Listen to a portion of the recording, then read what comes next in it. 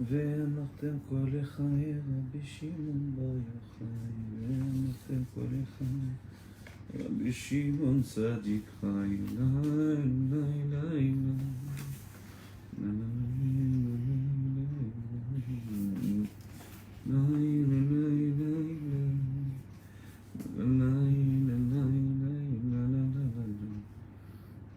Bezrat Hashem, on va commencer ensemble un cours sur le thème du Shlom Bayit. On va voir ensemble, dans un premier temps, quelques notions de Kabbalah. N'ayez pas peur d'inviter vos amis à participer au cours. Bezrat Hashem.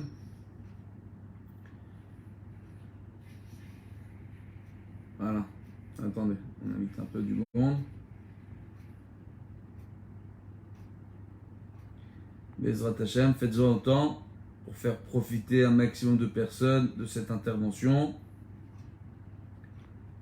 Avec l'aide de Dieu, si vous avez des questions, vous pouvez les noter en bas en commentaire. On y répondra à la fin du cours. Bezrat Hashem.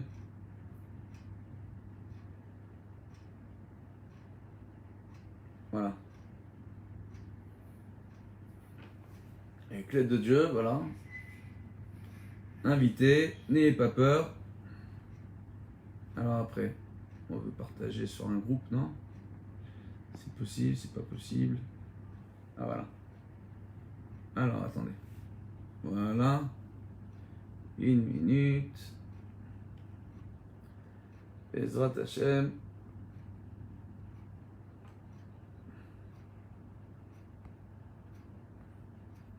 Voilà, partagez un maximum. Moi j'invite du monde là. Si vous pouvez faire la même chose. Voilà. Avec l'aide de Dieu. Alors le cours, il est dédié pour la bonne santé, la réussite et la bonne parnassa de 1 minute. Bezrat Hashem. Voilà. Elodie Chaya Alice Bat-Kolet Rachel Bahla. Il y a beaucoup de prénoms, hein. Baruch Hashem. D'accord. Et Jonathan Netanyen Ben Gladys Shoshana. Voilà. Beaucoup de Shlom Bayit, beaucoup de Parnassa, la réussite dans l'éducation de leurs enfants, Bezrat Hashem, une bonne santé pour eux, leurs enfants, avec l'aide de Dieu. Si vous aussi voulez dédier un cours pour n'importe quelle raison, Bezrat Hashem, la refoua, pour une bonne grossesse et un bon accouchement, pour une femme enceinte, bien sûr, ça va de pair. Voilà, avec l'aide de Dieu. Voilà. N'hésitez pas pour le Shlom Bayit, la Parnassa, la bonne santé, la refoua chez les mains. Vous pouvez le faire, il suffit de nous envoyer un message en privé. Voilà, vous pouvez dédier un cours contre Bezrat Hashem en faisant un petit don. Vos dons seront utilisés pour soit soutenir le kollel dont je m'occupe, qui est à Bnei Brak, Bezrat Hashem, que je dirige, Baruch Hashem, soit alors, avec l'aide de Dieu, venir en aide à une famille en difficulté. Et j'ai beaucoup de gens qui viennent, qui prennent contact avec nous en ce moment, qui ont besoin de soutien et d'être aidés, Bezrat Hashem. Donc il faut me donner les moyens de pouvoir les aider. Voilà. Avec l'aide de Dieu. Ou encore, de venir en aide aux 14 centres qu'on soutient en Israël, où c'est des enfants en détresse, des orphelins, voilà, qui ont besoin de votre soutien aussi, Bezrat Hashem. Donc voilà. Allez, avec l'aide de Dieu, moi j'ai invité un petit peu de monde. Essayez d'en faire autant avec l'aide de Dieu, Bezrat Hashem. Voilà, attendez, est-ce qu'il y a ça? Voilà, ça c'est fait, ça aussi c'est fait. On va commencer avec l'aide de Dieu. Voilà. Bezrat Hashem.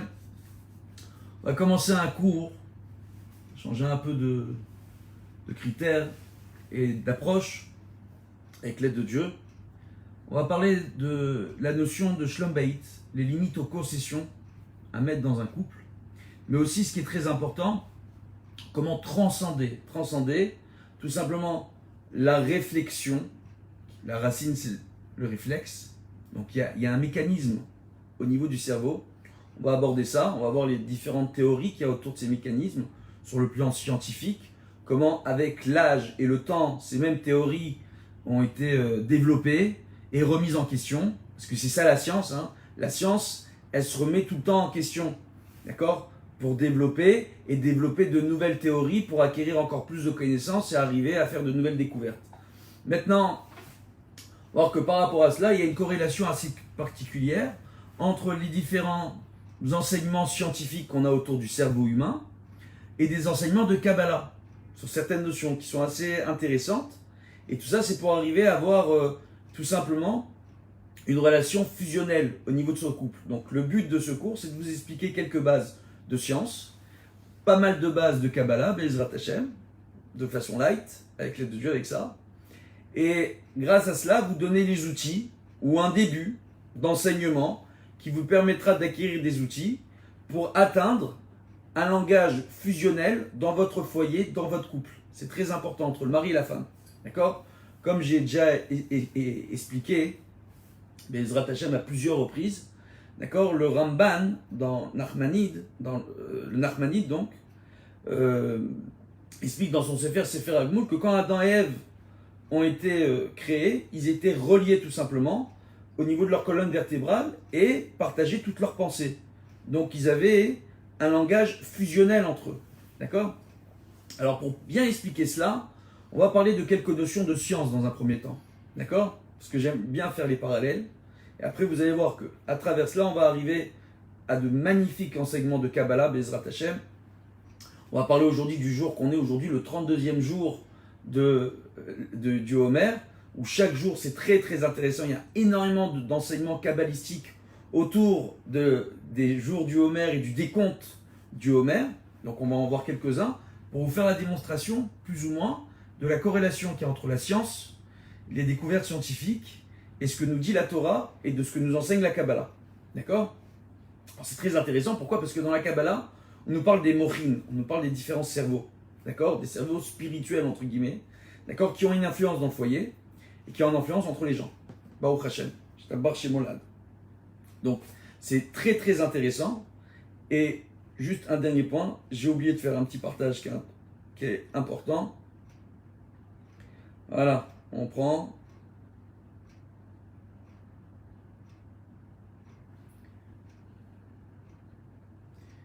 Juste une minute, je suis avec vous et on va continuer. Voilà, partagez en attendant, n'hésitez pas. Je dis franchement, c'est pas souvent que je donne ce genre de cours. Si ça vous plaît, il y en aura d'autres. D'accord ? Torah et sciences. Voilà, parce que jusqu'à maintenant, sur les cours de Facebook que je donne jusqu'à aujourd'hui, c'est des cours assez, Baruch Hashem, assez simples et développés. Ça dépend de comment vous voulez voir les choses. Et là, on va parler de sujets qui sont beaucoup plus, un peu plus approfondis. Voilà.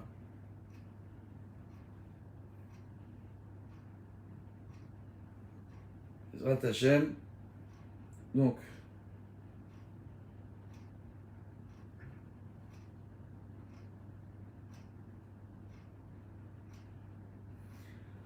voilà.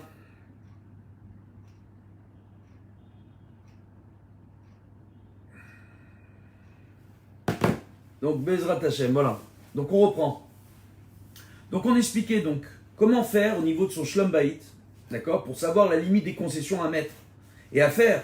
C'est des questions qui viennent souvent, d'accord. Quand il y a une problématique dans un couple, très souvent, on vous dit le mariage c'est énormément de concessions. Ça c'est vrai, mais quelle est la limite à mettre à ces concessions?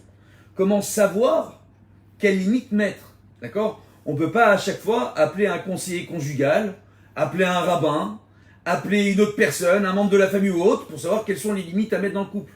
D'accord ? Premièrement. Alors c'est vrai qu'il y a beaucoup de conventions en termes dans le couple, des choses qu'il faut savoir, des choses qu'il faut savoir qu'on peut faire, des choses qu'on ne doit pas faire, ça c'est clair. Mais au-delà de ça, des fois, comme parfois les crises conjugales, elles dépendent d'un couple. Il y a parfois certains couples qui ont des crises conjugales sur certains sujets. Ces mêmes sujets, ces mêmes problématiques dans d'autres couples ne vont pas poser de problème, ça va être réglé beaucoup plus facilement. Pourquoi ? Parce que tout dépend des personnes. Tout dépend. Donc, de la même façon que les problèmes sont singuliers à un foyer et les réactions à ces problèmes sont singuliers à ce foyer, parce que ça dépend des individus. Donc, c'est individuel.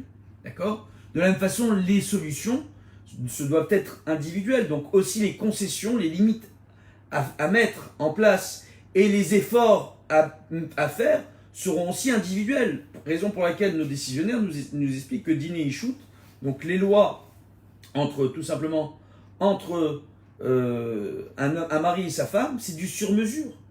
Il n'y a pas de règle générale. Alors, il y a des règles de base, mais après, donc, s'aimer, se respecter, bien se parler, etc., se chérir et tout, très bien. Mais comment on le fait? Vous avez des hommes qui ont besoin d'être aimés d'une certaine façon, des femmes qui ont besoin d'être aimées d'une certaine façon. D'accord? Et les règles générales ne suffisent pas parfois. Donc ça, c'est premièrement. Donc c'est une véritable problématique. D'accord? Donc là, on va essayer de vous donner quelques clés et quelques petits secrets pour arriver de vous-même à régler votre Shlom Bayit. Bezrat Hashem. Mais pour cela, on va parler de quelques notions de science, d'accord? Et quelques notions de Kabbalah, Bezrat Hashem, pour arriver à comprendre comment on peut arriver, tout simplement, comme nous dit Nachmanide, d'accord? Comme nous dit le Ramban, donc dans le Sefer Hagmul, que Adam et Ève, quand ils ont été créés, ils avaient un langage fusionnel, télépathique, d'accord? Comment arriver, pas de la télépathie, mais à un langage fusionnel. Alors, on va vous expliquer différents points qui sont assez intéressants, d'accord? Alors, je n'ai pas étudié médecine, je ne suis pas médecin, d'accord? Je ne parle pas en tant que médecin, Chazé Shalom ou autre, je suis juste une personne passionnée, Baruch Hashem, par la médecine, passionnée par la science et par la Torah, Baruch Hashem. Donc, on va voir ça ensemble avec l'aide de Dieu et c'est très important. Il y a parmi mes maîtres, il y a beaucoup de maîtres qui disaient qu'un bon rave, il se doit d'avoir quelques notions quand même de science et de médecine. C'est très très important. Surtout quand on est appelé à s'occuper de Shlom Bayit, c'est extrêmement important de savoir comment le cerveau fonctionne, comment les gens fonctionnent, comment leur réflexion, la racine même du terme, c'est le réflexe, comment ils fonctionnent, etc. Donc on va voir, Baruch Hashem. Il y a premièrement ce qu'on appelle le système limbique. D'accord? Alors le système limbique, il a été développé en tant que théorie, d'accord? En tant que notion médicale, par Paul Broca au 19e siècle. D'accord? Et ça a été remis en question. Donc déjà, la théorie, elle a été remise en question. Mais de quoi nous parle ce système limbique? D'accord? Ce qu'on appelle aussi le cerveau limbique. D'accord? Ou encore le cerveau émotionnel. Alors à la base, c'était tout simplement, c'était le nom donné à un groupe de structures, d'accord? Encéphale, au niveau du cerveau, qui jouait un rôle très important, qui joue un rôle très important dans le comportement et en particulier dans les diverses émotions, d'accord? Donc ça peut être l'agressivité, la douleur, l'amour, la peur, la morale, le plaisir, etc., etc., d'accord? Et aussi la formation de la mémoire à long terme, d'accord? Et là-dessus, justement, ce qui était très très intéressant, Baruch Hashem, c'est que on voit que les différentes composantes qui ont été choisies par Paul Guetta, justement, Paul Broca, excusez-moi, pas Guetta, Paul Broca, il a divisé ça en 5 familles au niveau du cerveau. L'hippocampe, d'accord, qui est impliqué aussi notamment dans la formation de la mémoire à long terme, l'amygdale, d'accord, donc ou l'amygdale, impliqué dans l'agressivité et la peur, la circonvolution singulaire, j'adore, le fornix et l'hypothalamus, ok.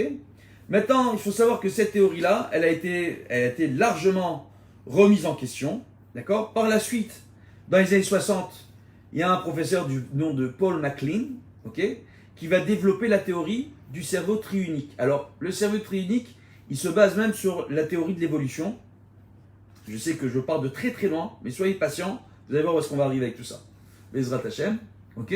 On nous explique que dans l'évolution de l'homme, il y a un cerveau reptilien, il y a un cerveau paléomammalien, d'accord, qui est apparenté justement au cerveau limbique, et un cerveau néomammalien apparenté au néocortex, d'accord? Donc c'est très intéressant de voir en réalité qu'on voit que en termes d'anthropologie, dans le développement et l'évolution entre guillemets du cerveau humain, on divise ça en 3 parties différentes, le cerveau triunique, qui seraient indépendants les uns des autres, à la base, selon Paul MacLean, d'accord? Donc 3 parties différentes du cerveau qui fonctionneraient différemment, d'accord? Maintenant, le concept justement de ce cerveau-là, triunique, il est divisé en 3 points. La volonté, l'émotivité et la rationalité. On explique que chaque partie du cerveau, donc cerveau reptilien, d'accord, le cerveau paléomammalien, le cerveau néo-mammalien, tout simplement, ces trois parties-là vont gérer une des parties de soit la volonté, l'émotivité ou la rationalité. C'est intéressant jusqu'à présent. Vous allez voir où est-ce que je vais arriver avec tout ça. D'accord? Donc, on aurait trois cerveaux emboîtés les uns sur les autres, d'accord? Et qui sont apparus au cours de l'évolution successivement. Donc, un premier cerveau reptilien, donc il est responsable des fonctions de survie. Un cerveau limbique, d'accord? Ou un cerveau émotionnel, responsable des émotions. Et un néocortex, responsable de la pensée abstraite et rationnelle. D'accord?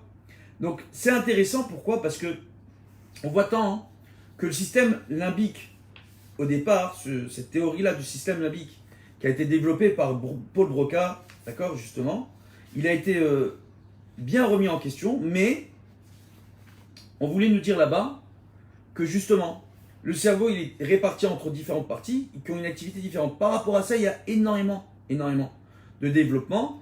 Paul MacLean, lui, il veut nous parler sur le plan anthropologique. Ça a été totalement remis en question par le monde scientifique, ce système du cerveau triunique. Par contre, il faut savoir qu'il y a un tri. Il y a du bon, il y a du mauvais. Même dans, tout simplement, sa théorie. D'accord? Il y a un très grand professeur, d'accord, et statisticien, le professeur George Box, tout simplement. D'accord? Il expliquait que tous les modèles là-bas étaient erronés, mais certains sont utiles. Pourquoi? Parce qu'on peut garder le modèle de MacLean, d'accord? Mais grâce à cela, on voit que les émotions impliquent des circuits relativement primitifs, conservés au cours de l'évolution, d'accord? Mais que le cerveau, en réalité, au niveau des émotions, il y a tout un enchaînement au niveau du corps, qui est très complexe. Et de venir dire qu'il y a trois parties indépendantes du corps, du cerveau, c'est totalement faux. C'est-à-dire que tout est impliqué, tout s'entremêle. Et là, vous allez voir. Et donc, on a un cerveau émotionnel qui n'est pas qu'émotionnel, parce qu'il fait appel au réseau émotionnel en réalité. D'accord? Donc, quand on veut continuer à associer le système limbique aux émotions, le système limbique aujourd'hui au niveau du cerveau, il ne gère pas que les émotions. Il génère toute une palette d'activités et de réactions au niveau du corps qui sont assez complexes. Mais il faut plus comprendre que dans ce système limbique dont on a parlé, il y a les réseaux émotionnels. Maintenant, de quoi on parle quand on parle de réseaux émotionnels? En théorie, on parle de langage limbique. C'est des langages, tout simplement, où on parle tout simplement d'un langage qui se fait par les émotions. Écoutez bien, hein, d'accord? Donc en termes de psychiatrie, de neurologie, etc., quand on vous parle de langage limbique, ce serait un langage qui passerait par le réseau émotionnel. D'accord? Par nos différents réseaux émotionnels. Donc maintenant, et par rapport à ça, qu'est-ce qui est très intéressant, c'est qu'on voit que au cours des histoires, au cours de l'histoire de l'évolution humaine, il y a eu plusieurs tentatives. D'accord? Il y a une science qu'on appelle la phylogénétique. C'est comment apparenter les différentes espèces. D'accord? Il y a un classement qui se fait, tout simplement, les différentes espèces, par rapport à des familles de génomes, des familles d'ADN. Ce n'est pas ascendant-descendant, mais on peut retrouver des liens sur le plan de la génétique entre certains oiseaux et certains êtres humains, etc. et ainsi de suite. D'accord? Donc il y a cette théorie-là. Au départ, ce qui était intéressant, quand on parlait de triunique, d'un cerveau, de trois cerveaux différents, d'accord? Et on voit que quand ils ont parlé après, bien que la théorie ait été remise en place, en question, on voit que les 5 systèmes développés par Paul Broca ont été maintenus. D'accord? Maintenant, dans ces 5 systèmes, la science aujourd'hui ne cesse de découvrir de nouveaux systèmes dans le cerveau. C'est-à-dire jusqu'à maintenant, la complexité du cerveau humain est encore en train d'être étudiée et encore passe son temps à être remise en question au niveau des théories et des acquis scientifiques qui ont été vécus et survécus jusqu'à aujourd'hui. Et on ne cesse de faire de nouvelles découvertes sur le cerveau humain. Il faut bien arriver à comprendre. Donc c'est très complexe. Mais on voit qu'à la base même, dans l'étude, le cerveau humain, ils l'ont divisé dans le système limbique entre 5 parties différentes. D'accord? Dans la théorie du système triunique, 3 cerveaux différents qui ont évolué au fur et à mesure. D'accord? Mais en réalité, on voit que ça rejoint autre chose. Autre chose. on nous parle tout simplement de langage limbique, donc un langage émotionnel. Donc l'être humain serait capable de communiquer de par ses émotions. Donc c'est quoi communiquer de par ses émotions? On fait l'expérience de mettre en présence différentes personnes, différents acteurs, d'accord, qui ne parlent pas la même langue, mais on va les soumettre aux mêmes émotions. On les met dans une pièce où il fait froid. Les trois vont avoir froid. Ils vont arriver à communiquer les trois et à se comprendre par rapport à ce froid, à s'entraider par rapport au froid. Quand il fait chaud, de la même façon, d'accord? Donc, par rapport aux sensations, par rapport aux émotions, arriver à développer un langage en commun sans aucune langue. Et on se comprend de soi-même. Dans le couple, il faut arriver à comprendre ce que l'autre ressent, développer ce langage limbique qui fait appel à ce réseau émotionnel. Ce que l'autre ressent, très souvent, dans les couples dont je m'occupe ici au cabinet, d'accord, qui fixent aussi des rendez-vous en visioconférence pour leur couple, pour leurs problèmes de couple, on constate que quand il y a problème de couple, c'est un problème à la base d'émotion.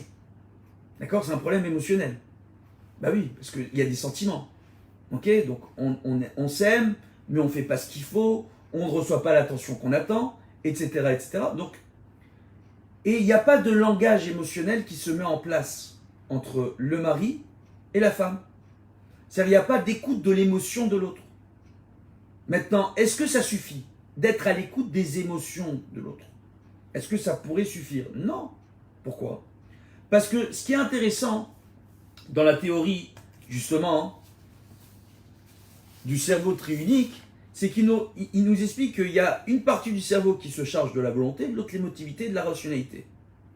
C'est comme ça que les scientifiques nous expliquent. Donc ça, ils le récupèrent, tous les scientifiques, même s'ils ont remis en question cette théorie. Mais, ce qui est très intéressant, c'est quoi? C'est qu'on voit qu'en termes de Kabbalah, quand on nous parle du cerveau humain, on nous explique qu'il y a différentes sphères. Et toutes ces sphères-là vont avoir une influence sur le cerveau, sur notre façon de réfléchir. Donc il y a Chabad, d'accord, Chagat, le Naï, d'accord, et la Malchut. Donc Chabad, Chochma, Bina, Da'at, ça va par un ensemble de trois, d'accord. Chagat, Chesed, Gvura, Tiferet, ça va aussi par un ensemble de trois, d'accord. Et le Naï, Nessar, Od, Yesod, ça va aussi par un ensemble de trois. Quand on prend ces sphères, quand je prends par exemple Chabad, d'accord, Chochma, Bina, Da'at, d'accord, il faut savoir tout simplement qu'en général, les lettres qui sont le plus à droite, d'accord, Chochma les lettres qui sont le plus à gauche, tout simplement, c'est les lettres centrales. Donc, on va vous donner un exemple qui sera plus simple. Je prends le Chagat, Chesed, Gvura, Tiferet. Tiferet, c'est la médiane qui est au centre. C'est la splendeur. D'accord? Et en réalité, on voit, il y a Chesed. Chesed, on sait que c'est à droite. Gvura, on sait que c'est à gauche. Donc, on sait que la miséricorde, par exemple, une des raisons pour lesquelles quand on fait une mitzvah, on va mettre la tzedaka avec la main droite, même si on est gaucher, c'est parce que la main droite représente le Chesed. D'accord? Donc, quand on fait une mitzvah, on la fait avec miséricorde. Gvura, c'est la main gauche. C'est le din. D'accord? Et on voit que la Tiferet, donc la médiane centrale, donc ce qui est au centre, c'est tout simplement la splendeur. Donc quand je prends Chabad sur le même exemple, d'accord, Chochma c'est à droite, Bina c'est à gauche, Chochma c'est l'homme, Bina c'est la femme, l'homme c'est le Chesed, donc lui aussi il est à droite, comme la Chochma, d'accord, Bina c'est la femme, elle est à gauche, d'accord, comme la Gvura, tout simplement, et la femme c'est la Gvura aussi, ok. Et on a Da'at, donc le savoir, l'union avec Dieu qui est au centre, qui passe par la splendeur. Il y a un équilibre entre quoi et quoi ici, en réalité. On voit que, par exemple, dans Chabad, on parle de trois notions qui sont au niveau de l'intellectuel. Chochma, c'est l'intelligence. Bina, c'est la compréhension. Da'at, c'est l'union, le savoir. D'accord? Comment on s'unit avec son créateur, comment on arrive à s'unir l'un à l'autre. Donc on prend l'homme, Chesed, la femme, Gvura. Les deux, quand ils s'unissent, ils ont le Da'at, normalement, quand ça se fait. Mais quand on met en place un langage, ce langage entre le mari et la femme, pour arriver à un langage qui soit tout simplement transcendant, qui soit inné, qui n'ait pas forcément besoin de mots, on a besoin d'un équilibre entre les deux, qui se fasse entre les émotions, donc être à l'écoute des émotions de l'autre, savoir parler à travers nous comprendre à travers nos émotions, c'est pas parler, c'est se comprendre, décoder les émotions de l'autre. Très souvent, on voit que quand il y a des crises et des problèmes dans certains foyers, on n'arrive plus à comprendre ce que l'autre veut. Combien de fois on entend « Je comprends pas, mon mari, il est complètement fou. Je comprends pas, ma femme, elle a pété un plomb. » D'accord? Tout simplement parce qu'il n'y a plus cette écoute. On n'est pas à l'écoute des émotions, on n'arrive même plus à comprendre les émotions de l'autre. Pourquoi? Parce que les concessions, on ne sait plus où sont les limites. Faut bien arriver à comprendre. Quand on parle de langage limbique, d'accord? Les limbes, ce sont les frontières. Ok, c'est intéressant. Ça vient du terme latin, limbos, je crois, si je ne me trompe pas, qui veut dire frontière. D'accord? Les différentes frontières entre les émotions au niveau du cerveau, les différentes frontières dans notre façon d'agir et de réagir. Maintenant, tout ça, bien avant tous ces développements théoriques et cette approche scientifique, la Torah, elle en parle dans la Kabbalah. Elle en parle dans la Kabbalah. Quand elle vient et qu'elle vous parle de Chesed, d'accord? Chochma, Bina, Dat, Chesed, Gvura, Tiferet. Ça va par un ordre de 3, mais il y a toujours un équilibre. Ce qui veut dire, regardez bien, Chochma, c'est quoi? C'est votre potentiel, en réalité, en termes de connaissance, en termes de sagesse. D'accord? Mais avec ce potentiel, quand vous le mettez en application, vous atteignez la compréhension. Donc, en réalité, l'homme, il doit comprendre que lui, dans le foyer, c'est lui qui a le potentiel. Le potentiel de développer son foyer. Raison pour laquelle l'homme, on lui impose, d'accord, de devoir aller travailler, de rapporter la pitance à la maison. D'accord? D'avoir toutes les ressources dans le foyer. D'accord? Et d'aller étudier la Torah pour rentrer la sagesse de la Torah à la maison. C'est le rôle de l'homme. Quand ça c'est fait, la bina, la compréhension qui est la femme, elle va prendre toute cette matière première qui sont et la pitance, donc la subsistance, la parnassa, et la Torah, et elle va les mettre en forme. D'accord? Baruch Hashem. À partir du moment où ça s'est fait, il y a une union qui se crée entre les deux, et quand il y a l'union entre l'homme et la femme, le foyer il est uni avec son créateur, entre guillemets. Mais au-delà de cela, mettons cela de côté, on voit que quand il y a cette union entre l'homme et la femme, il y a une symbiose qui se met en place, d'accord? Et un langage inné qui va se mettre en place entre le mari et la femme. Chose qui est extraordinaire. Et comment on arrive à cela? Tout simplement. Encore une fois, il faut un équilibre. L'équilibre, il va être simple. Il faut un équilibre entre les motivations du couple, les envies de ce couple. Avoir un méchané meshutaf, c'est-à-dire des points communs, d'accord? Des envies communes, qui sont conventionnelles. On a un foyer, on a envie de bien vivre, on a envie de réussir l'éducation de ses enfants, mais comment les éduquer? Comment parler avec les enfants? Comment se parler l'un avec l'autre? D'accord? L'émotivité aussi, d'accord? Et la rationalité. Donc créer cet équilibre. En réalité, la chokhma, ici, elle va faire preuve de quoi? La chokhma, c'est la volonté. L'homme, il se doit, on dit Ezeu Agibor Akovesh et Titzro, qui est le véritable héros, d'accord? C'est tout simplement celui qui arrive à conquérir ses penchants, ses mauvais penchants, tout simplement, à équilibrer cela. Donc on a besoin de volonté pour ça. Donc l'homme ici avec sa chokhma, il représente tout simplement cette volonté. La femme avec sa compréhension, elle va équilibrer l'émotivité. Le rôle de la femme, c'est d'équilibrer l'émotion au sein du foyer. C'est très important. D'accord? Le mari vient, fait des compliments.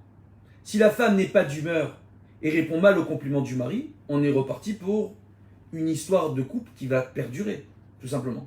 Donc le mari, il vient vers sa femme, il va lui faire des compliments. C'est la femme de savoir gérer l'émotivité. Et à travers ça, les deux ensemble, ils vont mettre en place une rationalité dans le foyer. D'accord? Maintenant, je vous donne un exemple. Ça peut paraître fou ce que je suis en train de dire. Et un peu chinois. On voit par exemple, aujourd'hui, on est le 32e jour du Homer. Ce soir, c'est l'Akba Homer. Bezrat Hashem. 33e jour du Homer. D'accord? On nous rapporte dans tous les Sidurim qu'aujourd'hui, c'est Netzar Shebaot. D'accord? Donc, Netzar, il y en a qui vont vous traduire ça par la victoire, mais en réalité, c'est l'éternité. L'éternité, Shebaot, qui est dans une forme de la splendeur. D'accord? Une forme inférieure de la splendeur. Maintenant, qu'est-ce qu'on voit? On voit par exemple que dans Shara Kavanot, quand on nous parle tout simplement des différents jours du Homer, ce sont les enseignements du Harizal, On voit aujourd'hui que le 32e jour du Homer, par exemple, on est dans la grandeur, ok, dans la deuxième dimension de la grandeur de ce qu'on appelle la féminité dans ce monde. Des forces féminines. Dieu a créé dans ce monde différentes forces pour permettre à ce monde d'exister, de perdurer et de se reproduire. D'accord? Et en termes d'énergie et en termes de créature. Donc des forces féminines, des forces masculines. Donc aujourd'hui, on est dans la deuxième grandeur de la force féminine qu'on appelle Ima, maman. D'accord? Mais on est dans la Chorma. On est dans la sagesse, d'accord, en réalité. Et grâce à cela, et on va nous expliquer comment on arrive au Netzar Shebaot, en réalité. D'accord? Et il faut comprendre qu'à travers cette Chorma, on va continuer à travers la Bina, donc la compréhension, et le Da'at. Et comme ça, on va créer, tout simplement, l'équilibre dans le tronc de ce monde, d'accord? L'essence même primordiale de ce monde, qui est Chesed, Vura, Tiferet et Malchut. Aujourd'hui, on va être dans le Chesed, d'accord? Donc la miséricorde, la Gvura, donc la Gvura, d'accord? La rigueur, et Tiferet, la splendeur. Et Malchut, Malchut qui englobe, entre guillemets, toutes les autres sphères. Et ça, c'est intéressant. Pourquoi? Parce qu'en voyant cela, il y a quelque chose qui est très intéressant. Quand on dit le Harachaman, à la fin du décompte du Homer, il y a beaucoup de gens, bon, ils font Surata Homer, et après, d'accord, quand on voit Harachaman, Yarzir Lano, Avoda Bet Amikdash, Kimkoam, Bemira, Beyaminu, Amen, c'est là. Il faut savoir qu'à ce moment-là, il faut penser, réparer, et le monde intérieur, d'accord, et l'essence même de ce monde, et son âme à l'intérieur, et le monde extérieur. D'accord? Quand on dit cette phrase, Harachaman, pourquoi? Parce qu'à l'époque du Bet Amikdash, c'était à travers le Korban du Homer, qu'on fait à la fin de cette période-là, au Hachem, qu'on pouvait réparer cela. Aujourd'hui, on n'a plus le Korban du Homer, donc quand on fait Sfirata Homer, c'est pour pouvoir réparer et l'intérieur et l'extérieur. Ça, c'est le rapport aux mitzvot, quand on fait ces mitzvot-là. Mais est-ce que ça suffit? Est-ce que le fait de faire le décompte du Homer, de dire le Harachaman et de penser à tout ce que je viens de vous dire, est-ce que ça suffit? Non, ça ne suffit pas, parce qu'il va falloir faire un travail sur vous-même. Donc, les tfilot en elles-mêmes aident, les brachot en elles-mêmes aident, les ségoulot, ça aide, mais est-ce que ça suffit? Non, parce qu'il y a un travail à faire sur nous-mêmes, au niveau de nos qualités, de nos défauts. Et un travail qui passe par le langage qui passe par la gestuelle, pour arriver à mieux décoder les émotions des uns et des autres, le langage qui passe aussi par la langue que l'on parle, les émotions, les sensations aussi, d'accord? Mais arriver à équilibrer tout ça. Ce qui veut dire comment on équilibre tout ça? Le problème dont je vous ai parlé dès le départ, c'est que très souvent les couples attendent que l'autre soit à l'écoute que des émotions. Mais nous, on a un problème. Parce que la Torah, qu'est-ce qu'elle vient de nous enseigner? Elle me dit que quand Dieu a créé Ève, d'accord? Qu'est-ce qu'il a dit? C'est pas bien pour moi de laisser l'homme seul, et c'est l'eau, je vais lui créer, Ezer Kenegdo, une aide Kenegdo. Le Ramban, Nachmanide, encore une fois, il vient, il nous enseigne. Kenegdo, deux explications possibles. Soit la femme, elle est là pour soutenir son mari, soit la femme, elle est là pour s'opposer à son mari. Or, ce qui est intéressant, c'est que on parle pas du mari comme Ezer Kenegda. C'est intéressant. On parle de la femme vis-à-vis du mari, Ezer Kenegdo. Donc la femme est là pour soutenir ou s'opposer.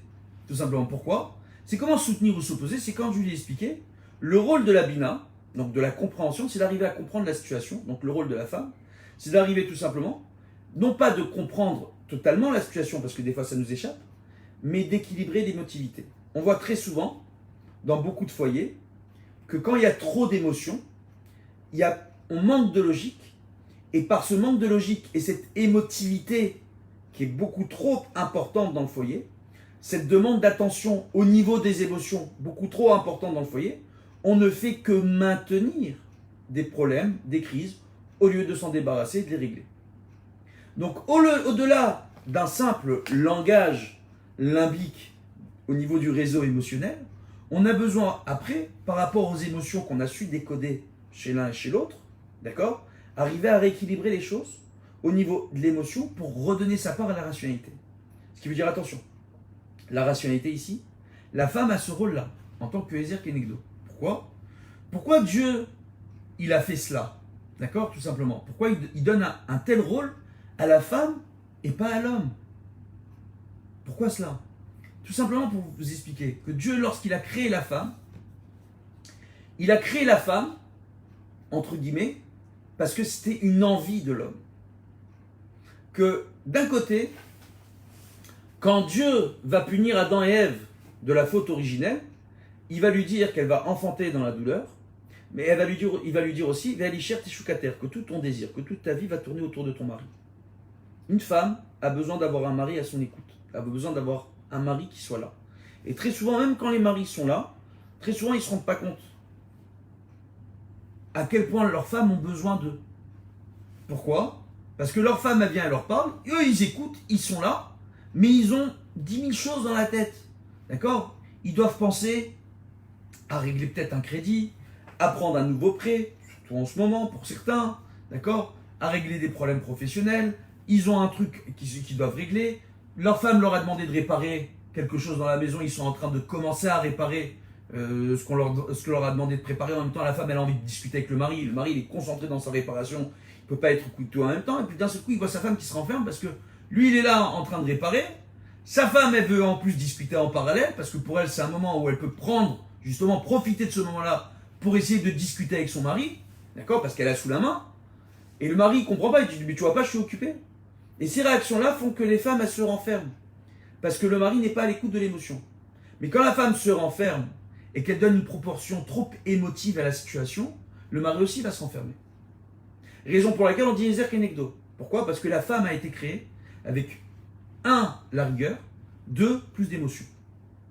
Dans le foyer, normalement, quand on parle d'instinct paternel et d'instinct maternel, dans tous les foyers, normalement, le modèle qu'on a dans l'inconscient collectif, c'est de se dire qu'en général, une femme a plus d'attention vis-à-vis de ses enfants qu'un homme, surtout quand ils sont petits.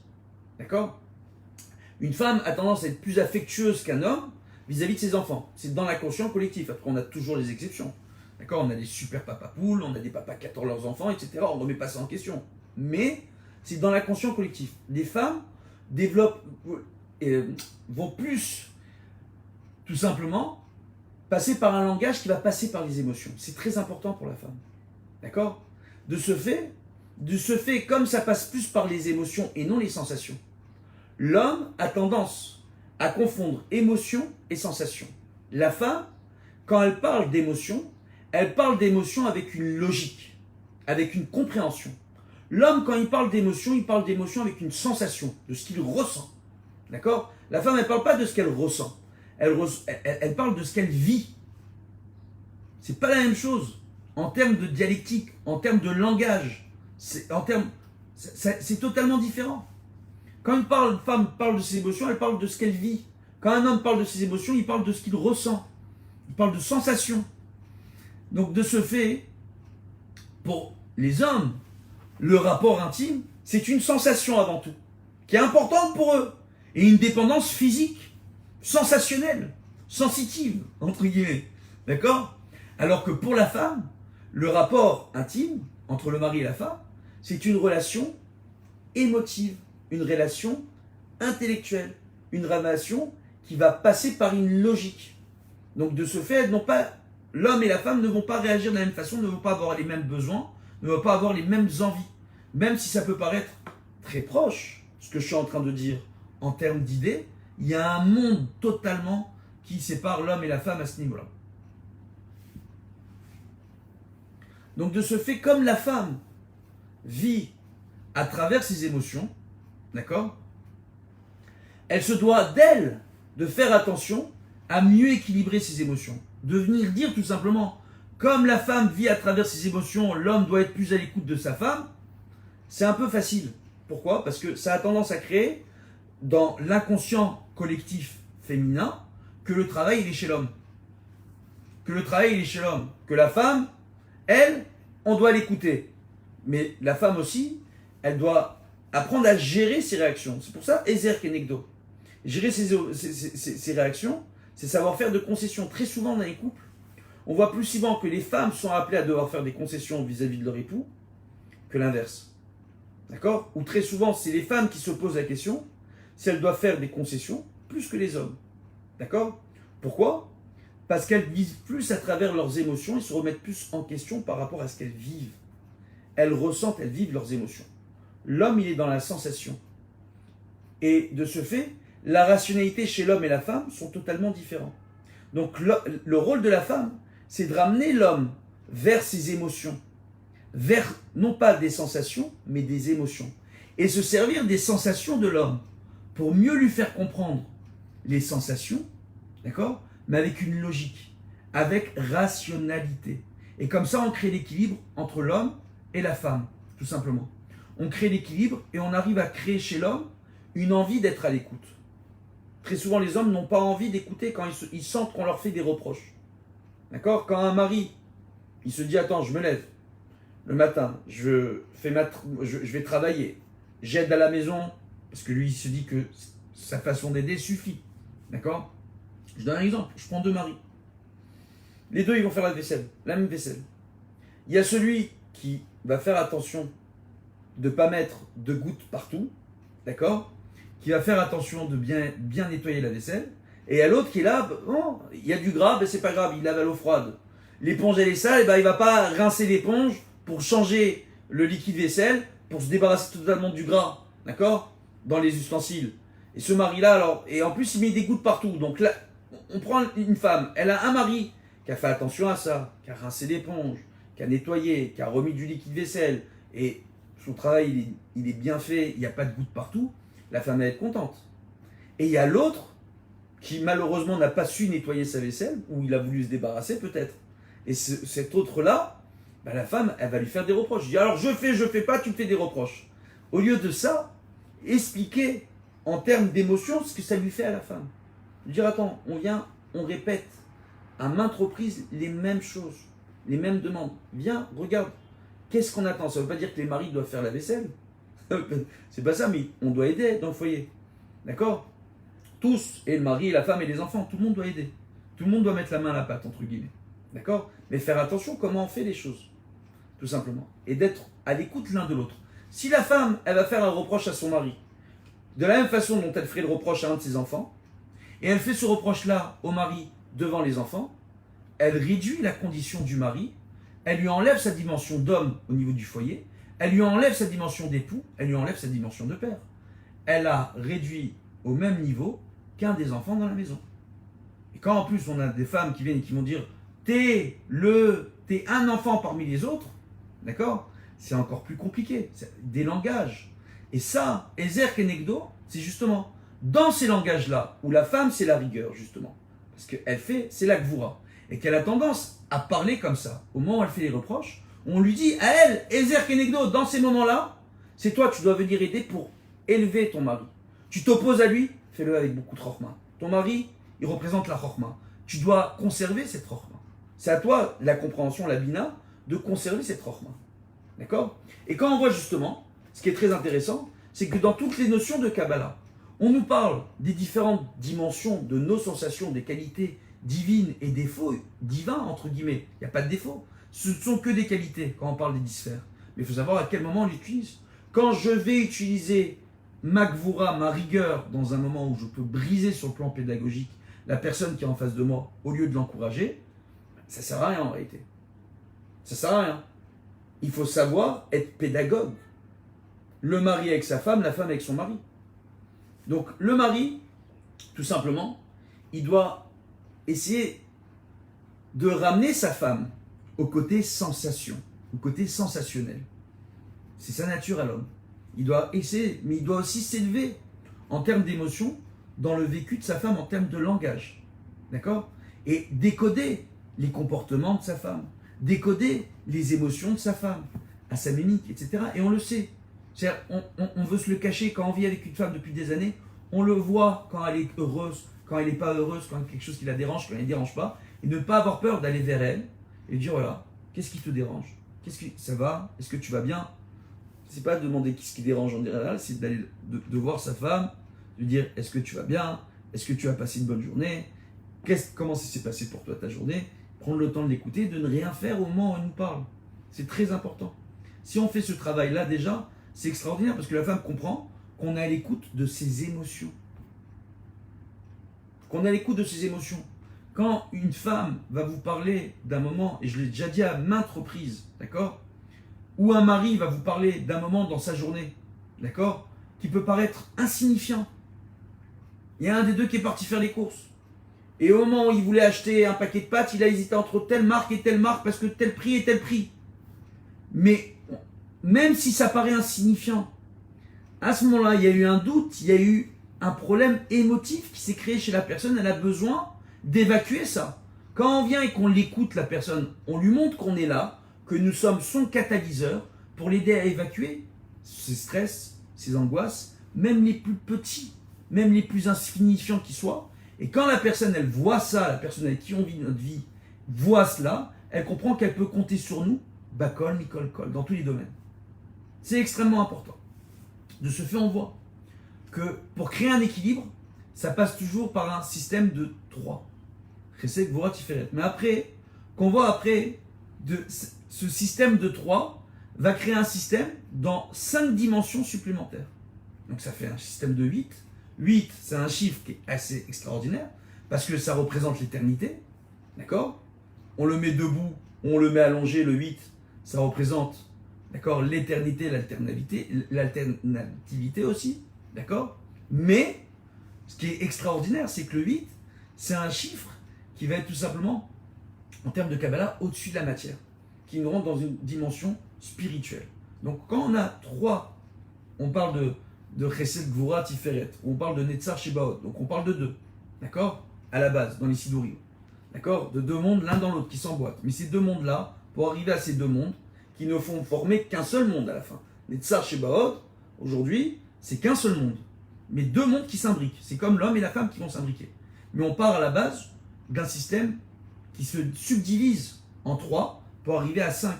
Et on voit qu'au niveau du cerveau humain, il y a eu des théories qui nous disent qu'il y a dans le développement, il y a eu 3 cerveaux, d'accord, qui sont indépendants et finalement qui sont dépendants les uns des autres, d'accord, mais il y a 5 grands organes dans le cerveau, entre guillemets, d'accord, entre guillemets. Après, c'est beaucoup plus complexe, il y a beaucoup plus de parties que cela dans le cerveau, etc. Et ils sont en train, en permanence, de découvrir les choses. Mais, dans la Kabbalah, on nous dit que toutes les parts de ton cerveau, que toutes les cellules qui sont dans ton cerveau, que la façon dont Dieu a créé le cerveau de l'homme et l'a fait évoluer, représente toutes les dimensions supérieures de ce monde. Donc dans ton cerveau, dans la façon dont il a été créé, il y a tous les univers supérieurs qui existent dans ton cerveau. Dans Shobré Mounim, il est rapporté que tout ce qui a été créé en haut, c'est aussi rapporté dans le Hotsotraï, que tout ce qui a été créé dans les mondes supérieurs existe et est imagé ici-bas dans le monde, dans le monde matériel. Maintenant, au niveau du cerveau, on retrouve toutes ces dimensions.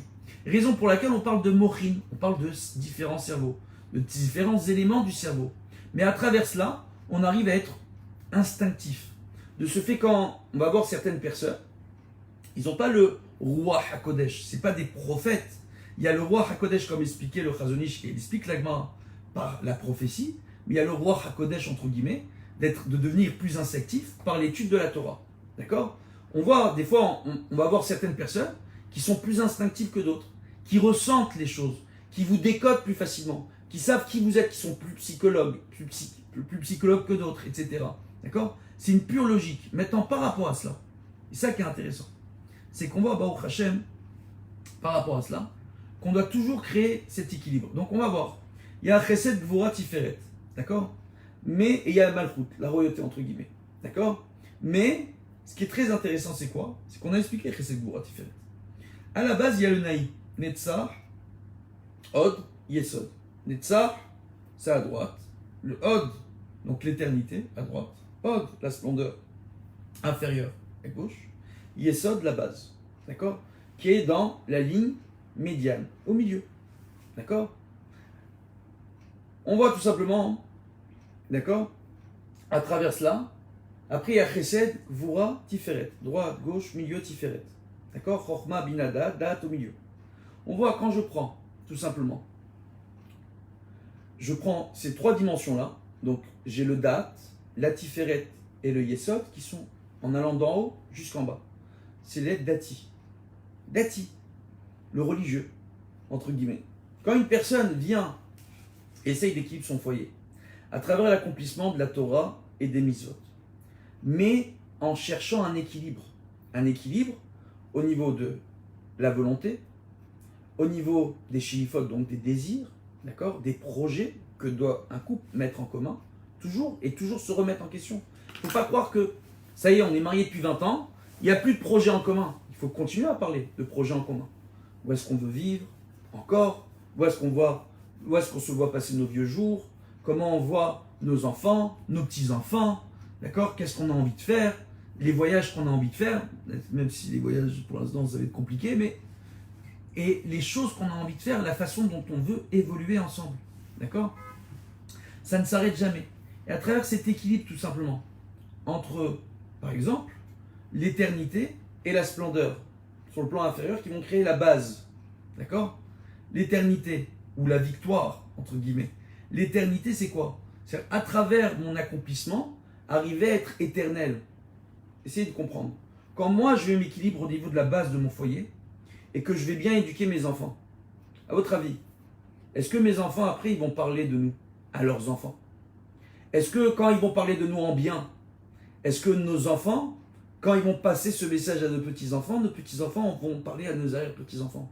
Est-ce que quelque part, on va vivre éternellement dans la mémoire collective de nos descendants? Oh. Ce qui est intéressant dans le langage limbique, sur le plan théorique, scientifique, c'est qu'on dit qu'il y a une vie à travers la mémoire. D'accord? Donc, que les ascendants continuent à vivre à travers la mémoire des descendants. Mais on le voit. Ce soir, c'est l'Akba Omer. Tout simplement. Oh. Ce soir, c'est l'Akba Omer. Juste une minute. Ken. Ken. הרב חיים ישי, מי זה? אפשר לחזור אליכם עוד כמה דקות, כבוד הרב? תודה, כל טוב. Donc, on voit par rapport à cela, justement, et on va terminer là-dessus, avec l'aide de Dieu, on voit, Baruch Hashem, qu'il y a cette mémoire, cette vie à travers la mémoire. Mais on voit, ce soir, c'est l'Akba Omer. Qu'est-ce qu'on... Rabbi Shimon Bar Yochai, il est rapporté par nos maîtres que le langage, que le fait de continuer à parler des enseignements d'un maître, d'accord, il continue à vivre à travers l'âge, que ses lèvres bougent dans sa tombe quand on rapporte ses enseignements. Il vit à travers nous, à travers la mémoire que l'on conserve. Donc le tsar et le hod, c'est quoi? C'est d'arriver à cela, tout simplement, à créer cette mémoire collective en créant cet équilibre au niveau de la base. D'accord? Et cette base-là sera saine quand il y aura un équilibre entre le chesed et le gvura, et on arrivera à une seconde splendeur. Vous comprenez? Donc il y a une première splendeur inférieure qui est sur la gauche, qui est ici dans l'univers de la femme.